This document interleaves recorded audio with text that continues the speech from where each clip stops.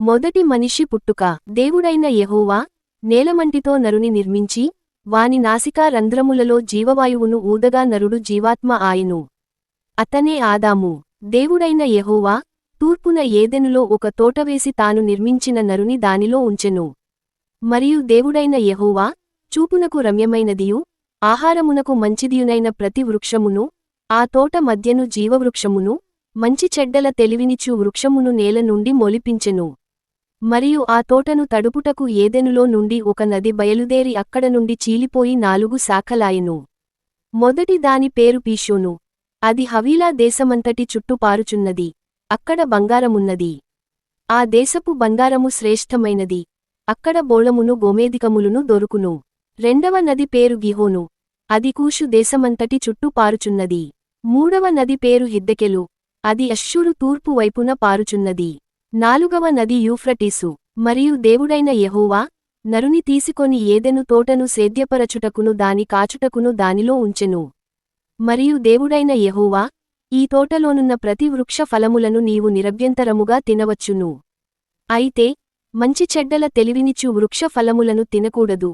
నీవు వాటిని తిను దినమున నిశ్చయముగా చచ్చెదవని నరునికాజ్ఞాపించెను. మరియు దేవుడైన యెహోవా నరుడు ఒంటరిగా నుండుట మంచిది కాదు. వానికి సాటియైన సహాయమును వాని కొరకు చేయుదుననుకొనెను.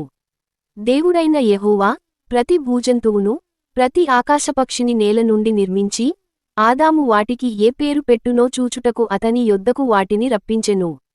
జీవముగల ప్రతిదానికి ఆదాము ఏ పేరు పెట్టెనో ఆ పేరు దానికి కలిగెను. అప్పుడు ఆదాము సమస్త పశువులకును ఆకాశ పక్షులకును సమస్త భూజంతువులకును పేరులు పెట్టెను. అయినను ఆదామునకు సాటియైన సహాయము అతనికి లేకపోయెను. అప్పుడు దేవుడైన యెహోవా ఆదామునకు గాఢనిద్ర కలుగజేసి అతడు నిద్రించినప్పుడు అతని ప్రక్కటెముకలలో ఒక దానిని తీసి ఆ చోటును మాంసముతో పూడ్చివేసెను.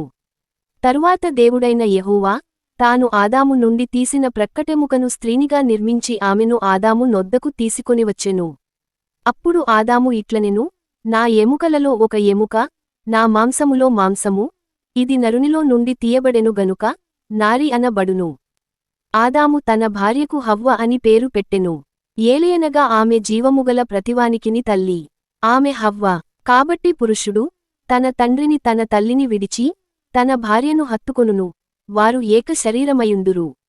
అప్పుడు ఆదామును అతని భార్యయు వారిద్దరు దిగంబరులుగా నుండిరి. అయితే వారు సిగ్గు ఎరుగకయుండిరి. ఆదికాండము 2వ అధ్యాయము 7 నుండి 25. మరియు ఆదికాండము 3వ అధ్యాయము 20.